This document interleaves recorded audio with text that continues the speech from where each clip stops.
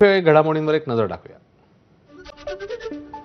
ठाण्यातल्या वाहतूक कोंडीच्या मुद्द्यावर मनसेकडून शिंदेना घेरण्याचा प्रयत्न। उपमुख्यमंत्री शिंदेंच्या बालेकिल्ल्यात मनसेचा ट्रॅफिक मोर्चा। मनसे नेते अविनाश जाधव यांच्या नेतृत्वाखाली मोर्चा।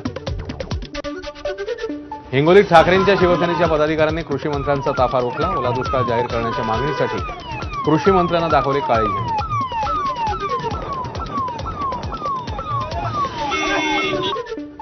सातारा जिल्ह्यातल्या दुष्काळी म्हणून ओळखला जाणारा माण खटाव तालुक्यात तुफान पाऊस। सप्टेंबर महिन्यात मुसळधार सुरू झालेल्या पावसामुळे शेताला तळ्यांचं स्वरूप।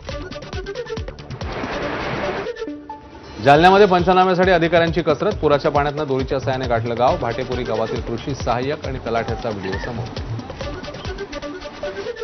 नवरात्रोत्सवामध्ये ठाणे मार्गांवर अवजड वाहनांना बंदी। पोलिसांकडून अधिसूचना जारी। ठाण्याच्या वाहतूक कोंडीचा प्रश्न मार्गी लावण्यासाठी 20 सप्टेंबरपासून 2 ऑक्टोबरपर्यंत अवजड वाहनांना बंदी। जीएसटी कपातीनंतर अमूलकडून नवीन दर यादी जाहीर। 22 सप्टेंबरपासून नवीन किमती लागू होणार। बटरवरील कर 12% वरून 5% कमी। महिला वनडे विश्वचषकाआधी स्मृती मानधना तुफान फॉर्ममध्ये। ऑस्ट्रेलियाविरुद्धच्या वनडे सामन्यात स्मृतीची ऐतिहासिक खेळी। अवघ्या 50 चेंडूत स्मृतीने ठोकलं शतक।